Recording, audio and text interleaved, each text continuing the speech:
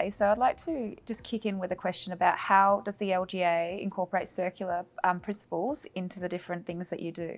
Yeah, so we connected with 9 of our member councils to work on a project called the Buying It Back Circular Procurement Project.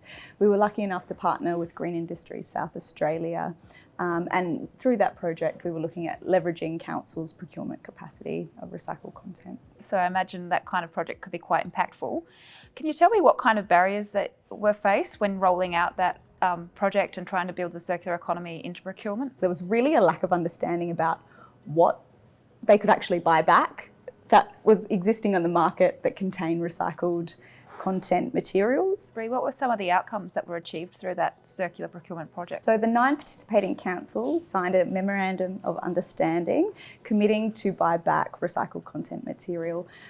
In that MOU, they committed to prioritising recycled content within their procurement processes, putting a weighting of 20% on recycled materials in that process, and they also committed to reporting publicly through their annual reports on what items they'd actually purchased. So Bree, can you tell us how the Local Government Association has built capacity of others to undertake public circular procurement?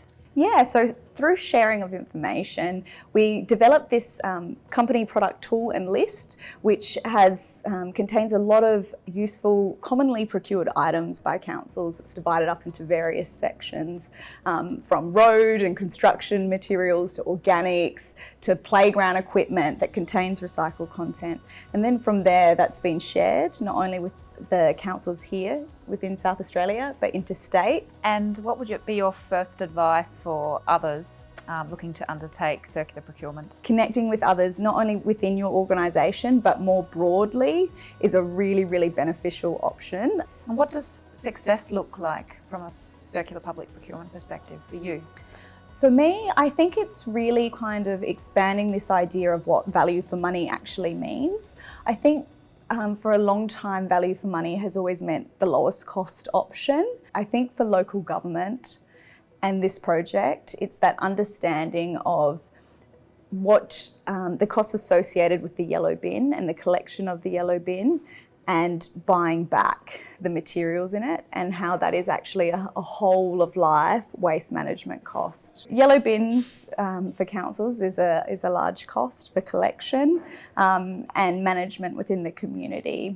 Community understanding of recycling often finishes at the curbside. They go, yep, I've put the right item in the yellow bin, that's the end of recycling. I think we all know that that's not where recycling ends. It's much bigger than that, and it goes all the way around to buying those materials back, those materials being made into something and us using it in our day-to-day life. So Bree, before you mentioned that it's really important to not be too prescriptive for circular procurement. Can you touch on what that might look like? Yeah, so a really good example is in certification, in certain certification that you might want required for products. Given that there are varying product certification schemes out in the market, don't necessarily pigeonhole to one. Allow the market to come to you and showcase their products and what certifications that they do have and what standards they meet. Well, I'd like to say a big thank you to you, Bree, for sharing your insights on how the Local Government Association is contributing to circular public procurement. I hope you all found that really interesting. It's good to see that the South Australian local government is actually doing something in this space. It's clear from Bree's conversation that there are some simple measures that can be done, and it's about taking those first steps. So I encourage you all to do that. Thank you very much.